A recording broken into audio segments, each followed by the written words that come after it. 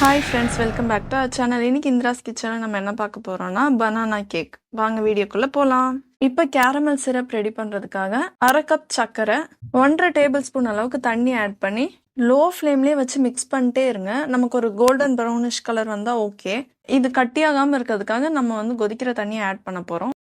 4 cup அளவுக்கு நல்லா கொதிக்கிற தண்ணி அதில் ஆட் பண்ணிக்கோங்க.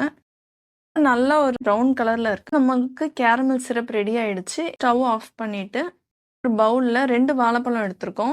இப்போ இந்த பனானாவை ஒரு ஃபோக் இல்லைன்னா ஸ்பூன் வச்சு மேஷ் பண்ணிக்கோங்க. நல்லா மிக்ஸ் பண்ணி வச்சு இந்த பனானாவில் 2 முட்டை ஆட் பண்ணிக்கணும்.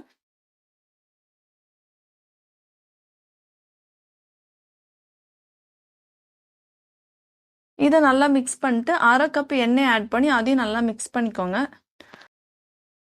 1/2 கப் சர்க்கரையும் இது கூடயே ஆட் பண்ணிக்கோங்க. அதையும் நல்லா மிக்ஸ் பண்ணிக்கோங்க.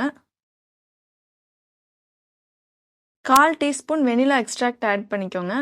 கேரமல் சிரப் இப்போ அதை இதில் ஆட் பண்ணிக்கலாம். சுகர் சிரப் ஆட் பண்ணிட்டு நல்லா மிக்ஸ் பண்ணிக்கோங்க.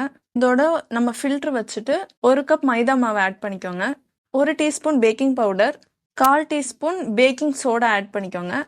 கொஞ்சமாக உப்பு ஆட் பண்ணிக்கோங்க. இதெல்லாமே நல்லா சலிச்சுக்கோங்க. நல்லா பீட் பண்ணிட்டீங்கன்னா ஃபுல்லாக மிக்ஸ் ஆகிடும். பேன் எடுத்துட்டு பட்டர் ஷீட் போட்டுக்கிட்டோம். நாங்கள் இதை ஃபுல்லாக அதில் ட்ரான்ஸ்ஃபர் பண்ணிவிடுங்க. குக்கரில் உப்பு போட்டு ஸ்டாண்ட் வச்சு ஒரு 15 மினிட்ஸ் அந்த மாதிரி ஹீட் பண்ணிக்கோங்க.